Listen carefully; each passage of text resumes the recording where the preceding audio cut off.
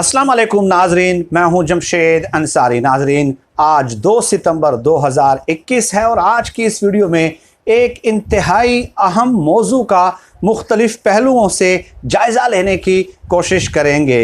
नाजरीन, कल भी एक वीडियो में मैंने गुजारिश की थी कि एक अजीब इज़्तिराबी कैफियत से गुजर रही है नून लीग और पीपल्स पार्टी। ख़ासकर नून लीग को कोई समझ ही नहीं आ रही कि उन्होंने स्ट्रेटजी और हिकमत अमली अगर एडॉप्ट करनी है तो कौन सी हिकमत अमली एडॉप्ट कर दी जाए।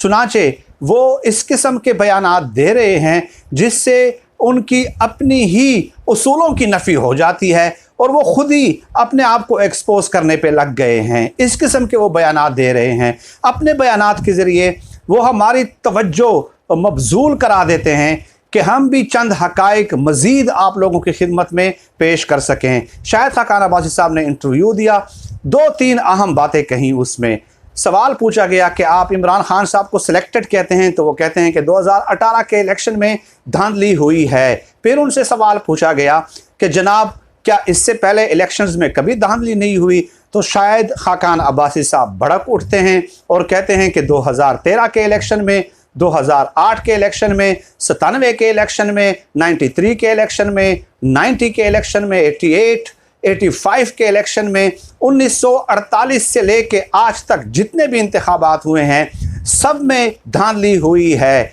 और उसके बाद कहते हैं कि इलेक्शन से पहले भी धांधली होती रही, इलेक्शन के दिनों में भी धांधली होती रही। हमारे बंदों को तोड़ा जाता है और उन्हें दूसरी पार्टियों में भेजने पे मजबूर किया जाता है। दूसरा मुतालबा, जो बड़ा मुतालबा किया है उन्होंने, ज़ाहिर है सीनियर रहनुमा हैं और मरियम नवाज़ और नवाज़ शरीफ साहब के करीबी साथियों में उनका शुमार किया जाता है। वो कहते हैं कि जिन्होंने भी आइन तोड़ा है, डेफिनेटली जनरल्स की तरफ जो है उनका इशारा था, तो उन पे आइन के आर्टिकल 6 के तहत गद्दारी का मुकदमा चलाया जाए और गद्दारी की सज़ा फांसी, सज़ाए मौत है। यानी कि आइन शिकन जर्नलों को फांसी दी जाए, ये भी मुतालबा उनकी तरफ से सामने आया है। अब ये 2 बयानात दिए हैं नाजरीन, बड़े इंटरेस्टिंग बयानात हैं। एक मुख्तसर glimpse, collective relevant background information मैं आपकी खिदमत में पेश करने की कोशिश करूँगा।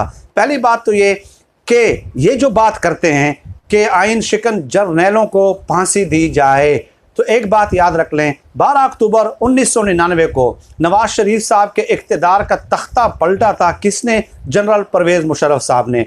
गलत था या सही था वो एक अलग मौजू है, वो किसी और वीडियो में हम डिस्कस कर सकते हैं।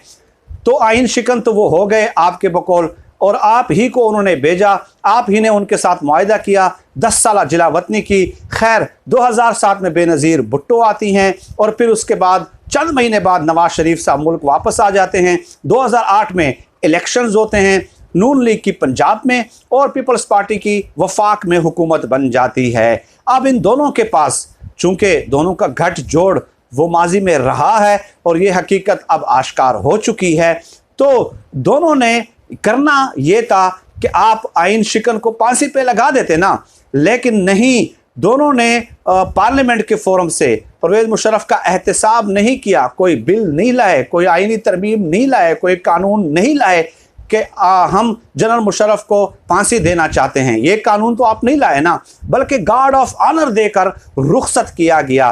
तो आज आप लोगों की आंखों में धूल झोंकते हैं उसी आइन शिकन जर्नल को जिसने 10 साल आपको जिला वतन किया या जिसके साथ मुआहिदा करके आप जिला वतन हुए थे। इससे भी आगे चलें, 2013 में परवेज़ मुशर्रफ साहब के खिलाफ जब सुप्रीम कोर्ट में केस की समाअत थी, रास्ते में वो बीमार हो गए।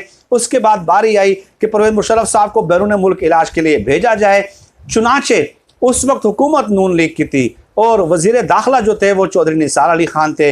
इन लोगों ने चालाकी की, सिंध हाई कोर्ट में दरख्वास्त दायर की कि परवेज़ मुशर्रफ साहब को इलाज के लिए बैरून मुल्क न जाने दिया जाए। यानी इन्होंने अपने गले से वह बोझ उतारना था और अदालत के कांधों पर डालना था।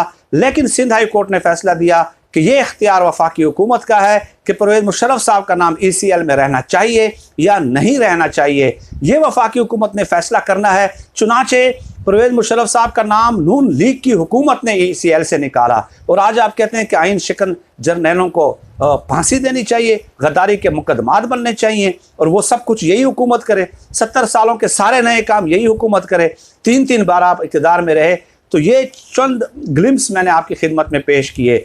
अब दूसरी बात नाज़रीन ये है कि जब शाहिद खाकान अब्बासी साहब ये कहते हैं कि हर इलेक्शन में धांधली हुई, 97 में भी हुई, नवाज शरीफ साहब आए थे, 2013 में हुई, नवाज शरीफ साहब आए थे, 1990 में हुई, नवाज शरीफ साहब आए थे, तो इसका मतलब ये हुआ कि सिर्फ इमरान खान को आप सिलेक्टेड कहते हैं, तो दैट मीन्स कि 3 बार नवाज शरीफ साहब सिलेक्टेड रहे हैं, 3 बार, और सिर्फ 3 बार ही नहीं, शाहिद खाकान अब्बासी ने तो 1948 से शुरुआत की है ना।